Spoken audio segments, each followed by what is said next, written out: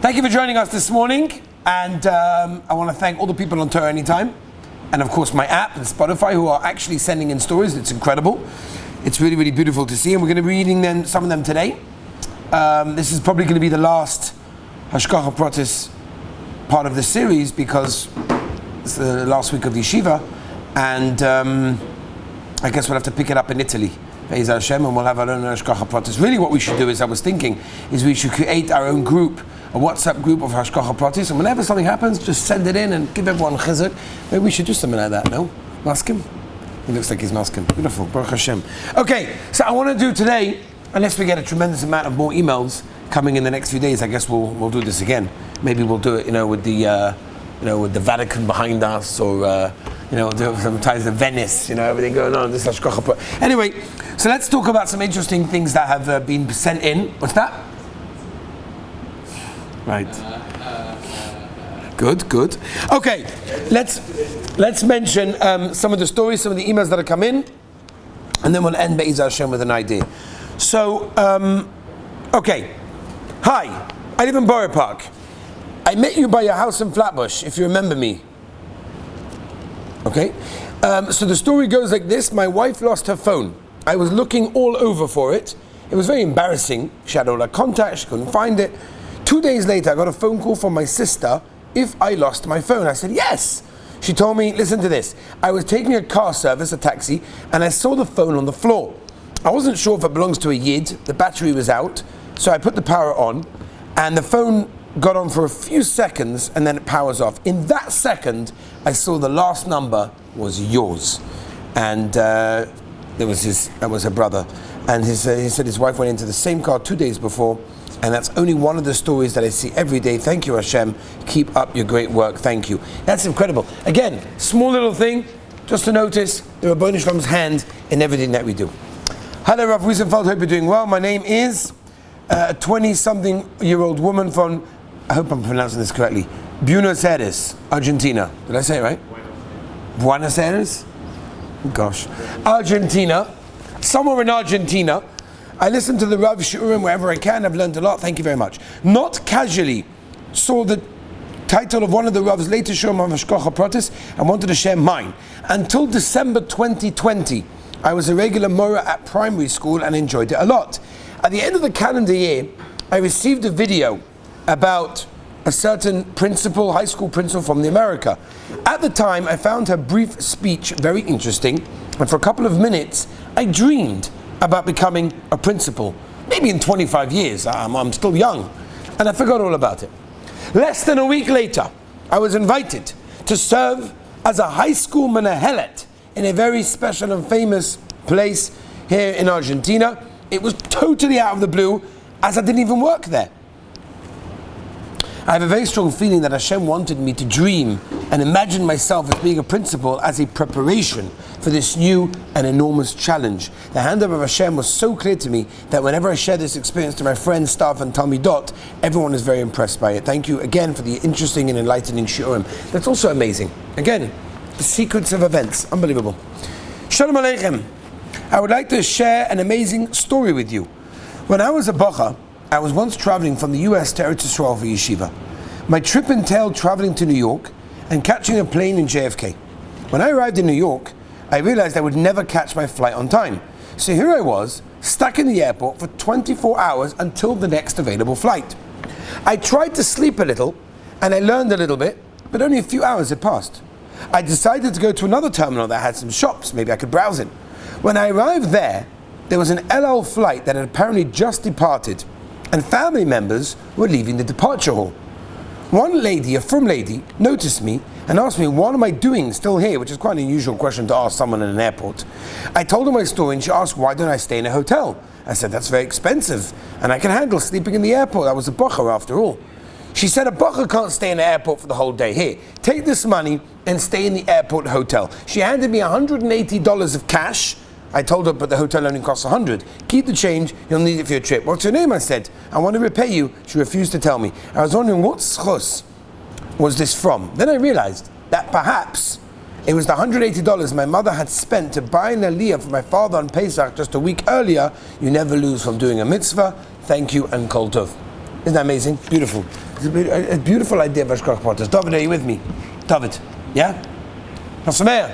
Yeah? Gewaldig. Listen to this, Rabbi Say. A few years ago, my first daughter was in Shidduchim.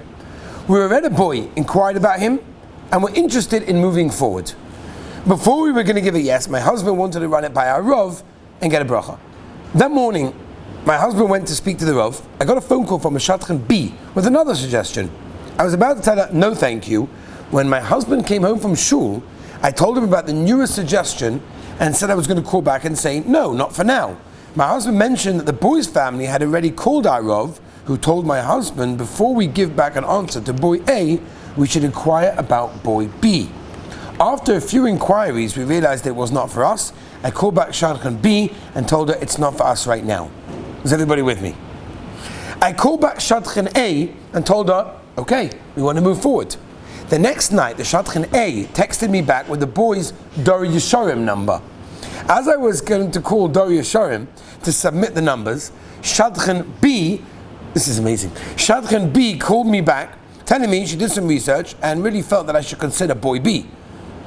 I told her right now it's not for us, and if I change my mind, I'll call her. I hang up the phone, called Dor Yeshorim. As I was submitting the numbers, I realized that the last 3 digits of boy's A number were the same digits as my daughter's birthday. And the middle 3 digits of my daughter's number were his birthday. I couldn't help but feel the clarity that Hashem sent in the most unusual way. Thank you so much for your inspiring Yeshurim. It should be a discuss for you, your family, and for you guys in the yeshiva. Beautiful. That is really interesting. That's amazing. How many people will go through that? Okay, Gavaldi, Nasameh, you with me? So this story goes like this. I made a chasna this winter. After the engagement, we couldn't get a hall as early as we wanted because of Corona.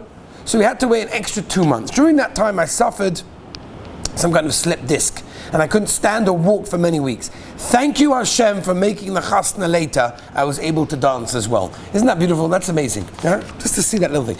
Right, now we're going to end with one last. So what seems to be, I have not read this yet. I haven't read, most of these I haven't read. It seems to be, I had to staple this together. It was so many pages, okay? So I say, get yourself comfortable. A few minutes to go. We have time. I want to read this story. It seems like it's going to be a very, very interesting and good story, okay? And then after this, I told you we're going to end up with a little thought. Okay, I wasn't going to share any stories, but the rabbi's third share, I felt that maybe I could share just one. It's amazing, that means maybe they have more. The reason for my change of heart was that I thought that just like money that Hashem gives a person isn't his money, but Klal Yisrael's money, so too perhaps Hashem causes things to happen to a person so that he can share them with others. That's a beautiful idea, I thought. Now I'm choosing to share this particular story for 2 reasons. Number one, it's a topic that most people can relate to, parnasa, cash. And number two, you could see how far in advance Hashem's hashgacha is already in play, and understand 2 Gemaras. One, when you look back and see how many things people had to be involved just to make one thing happen for you, then you can understand that the entire world was created for you. The second, I don't remember which rabbi it was, but Hashem told him that Rabbi Kiva, that if he started the whole world when he died, the whole world again, maybe he'd be rich, just maybe. Using the reasoning from the previous point, you could see how literally everything from the beginning of time was Hashem's hashgacha leading up to every moment in time. Wow, this is already, we haven't even got to the story, and this is already a powerful yesod of understanding what hashgacha is and how much it relates to our lives. Okay, here we go, Rabbi. So my story. I currently own the company that I worked for 4+ years. Here's how it happened. To appreciate the extent of Hashem's hashgacha, we have to go back 8 years. After getting engaged, I quit my job as a catering and restaurant manager, as that lifestyle isn't very conducive to a healthy and happy Jewish family life. I was looking for a new job. At an annual fundraiser that started over a decade before in memory of someone who passed away, I met someone whom I knew, whom I couldn't even call an acquaintance. He was the husband of a family friend. He asked what I was up to, and I said, I'm looking for a new job. He said that he might have something for me, that I should reach out to him the following day. He introduced me to a network marketing. I loved it. I joined through network marketing. Has the potential over time to create substantial income. I also needed something that provided a more immediate income. Just after starting network marketing, my old neighbor, who I grew up with, and has long been married and living in a different neighborhood, introduced me to someone that she met in her neighborhood. He was also in the food industry and switched job for the same reason that I did, but found a way to remain in the food industry while still being able to have a Jewish family life. After meeting with him, his solution wasn't fit for me, but he recommended a job recruiter that might be able to help me. After meeting with the recruiter, although he was very impressed with me, he didn't have any openings for me with the level of income that I was looking for.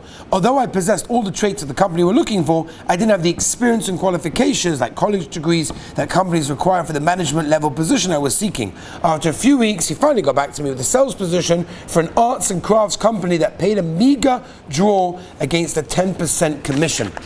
I wasn't interested at all in the position or the amount of money they were offering, but I had no other prospects, so I agreed to meet with the company. The day of my interview, I almost cancelled the meeting due to my complete lack of interest in the position, but my wife and I decided I had nothing to lose by just meeting. On the way to the interview, right before the exit, I was pulled over by a cop. For what? I don't even remember. He asked where I was going and let me go without a ticket. The day after my interview, the recruiter called me and said that the owners liked me and wanted to hire me. I wasn't interested, but I told him I'll get back to him. After waiting another week or so and still not having any other job prospects, I reluctantly agreed to the position. I figured I'd try it out until something else came available. 4+ years later, I was still there. I grew in my responsibility and my income until there was no more room to grow. My wife and I were expecting our second child and needed more money. I asked for a raise and the owner said, "Why don't you just buy the company?" The idea excited me. The company has so many issues, but there's so much potential for the right person. The asking price was $850,000. I was barely covering my expenses and in debt. I simply couldn't afford to buy a company. The owner said that he was in talks with 2 competitors, but if I could come up with the money, he'll sell it to me. My cousin introduced me to an accountant. How this person was my cousin and how he came to know the accountant is also a total Hashgacha Peratis.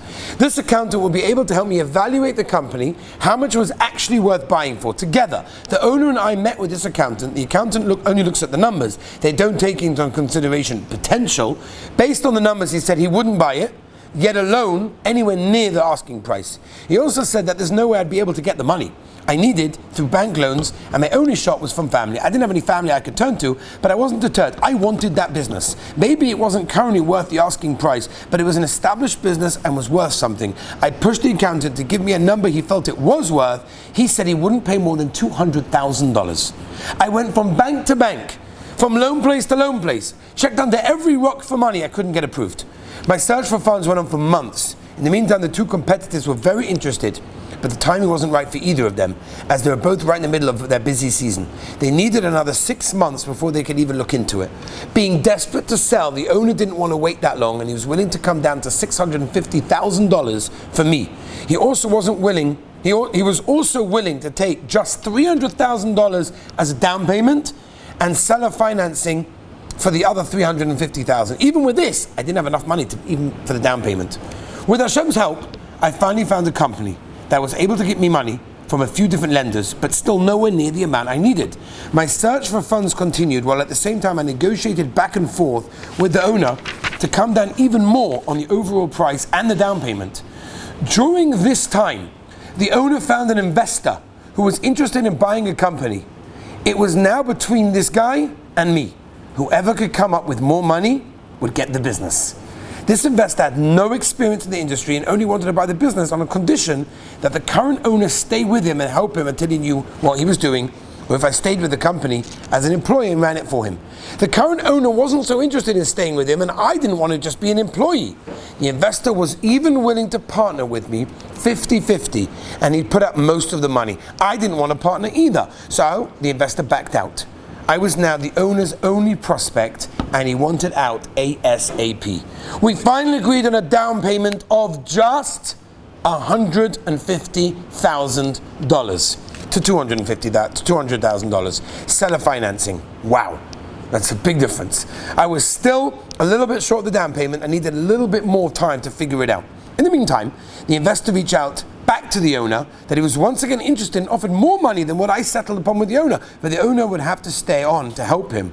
I was about to lose the company after I've come so far to almost make it happen. Just then, I was able to get the last of the funding that I needed, and we closed shortly. From From the time the owner offered me the company until we finally closed was about 6 months. A few weeks before we closed, the owner stopped paying me a salary. I had no income. My wife was also 8 months pregnant and had stopped working. The lease on my apartment was expiring in a month. I couldn't afford to rent anymore.